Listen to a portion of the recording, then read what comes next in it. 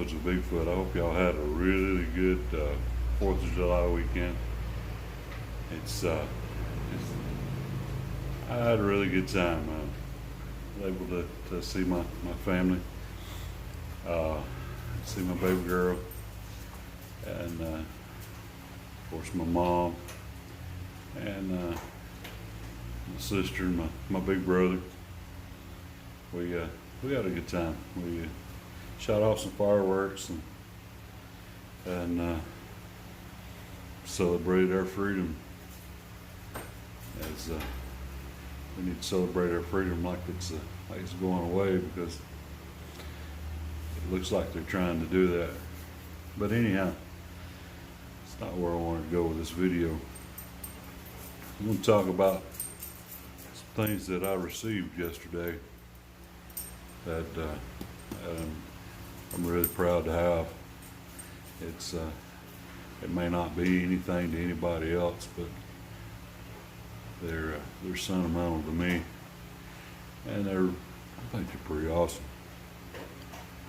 What my mother ran across as she was cleaning out some stuff was 2 of the main knives that my grandfather used.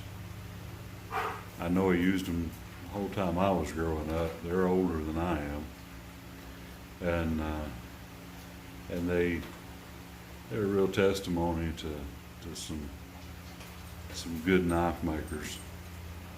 And as a matter of fact, the knife companies are still in business today.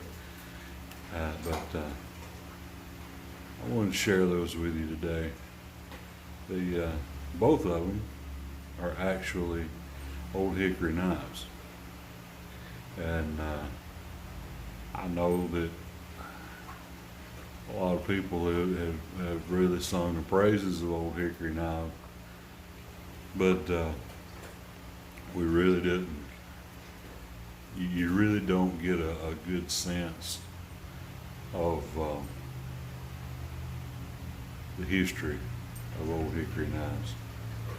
And like I said, currently I'm 47 years old, and these knives were well in use well before I came along.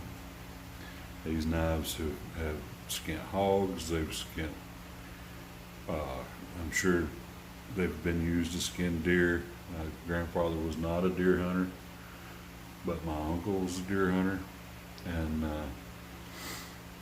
they've cleaned all the critters that my grandfather had killed on the farm.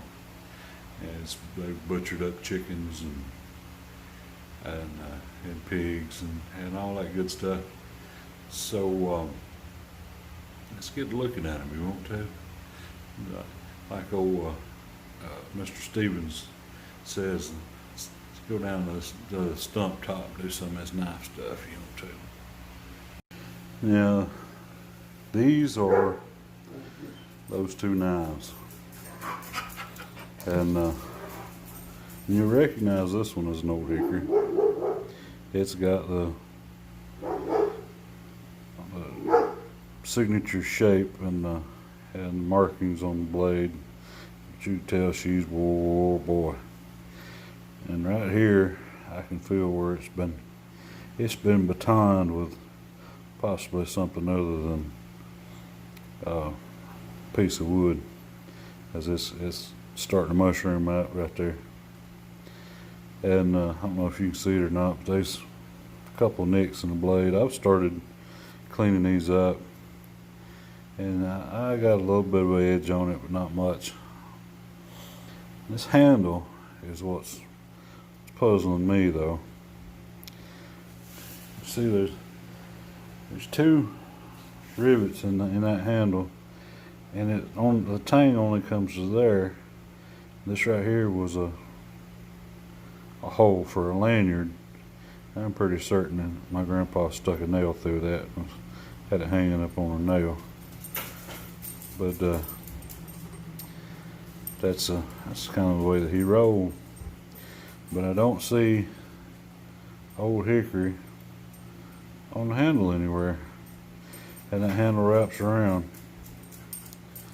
But the blade and the blade form makes it, says, hey, this is an Old Hickory. And so I don't know if you know, please let me know. The only Old Hickory that I was able to find in my search that had the handle similar to that was a 4-inch paring knife, and it did not have the hole, but it had the 2 pins close up like that.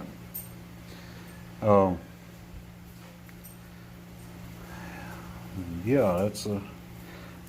But I remember my grandfather using this thing. And we, like I say, we skint hogs on the coldest day of the year.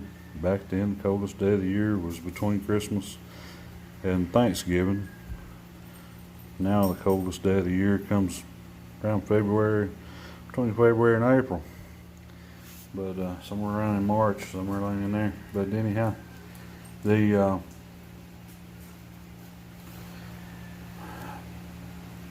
I have a lot of fond memories, and I thought about rehandling these knives, but then I think about that my grandfather had his hands all over his knives, and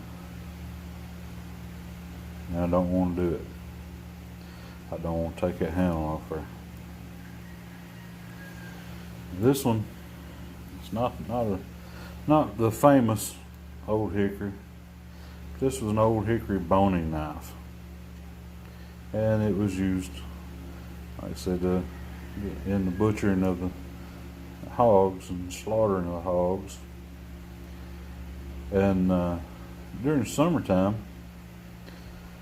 this knife right here made its living as the watermelon cutting knife. On Sundays, we all met up over at my grandpa's for supper, and that knife would split us a nice cold watermelon that my grandpa done had in the refrigerator for 3 or 4 days, and it was ice cold. So when I got this knife, I received it yesterday. The scales were really loose, and they still are kind of loose, but I tightened down those rivets. I kind of don't think that that's the original scales. They've probably been replaced, because that knife has seen a lot of better days. But like I say, scales broke right there, and it's not they ain't the prettiest things in the world. I'll probably oil them scales up, but I don't think I'm going to replace them. Y'all just don't know how much I miss that old man.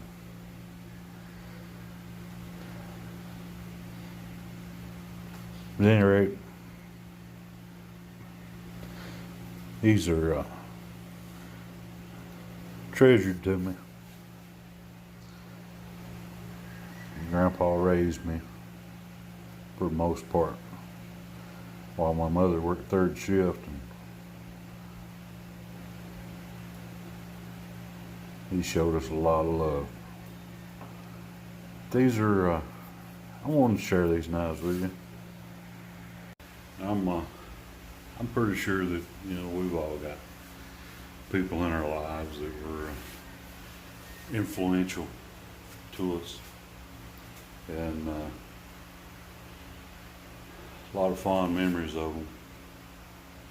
That's the reason that I really appreciated receiving these knives. Thank you to my sister for pointing out that to my mom that I'd probably like to have them. And thank you, Mom, for giving them to me. They're you never know what these things mean to me. But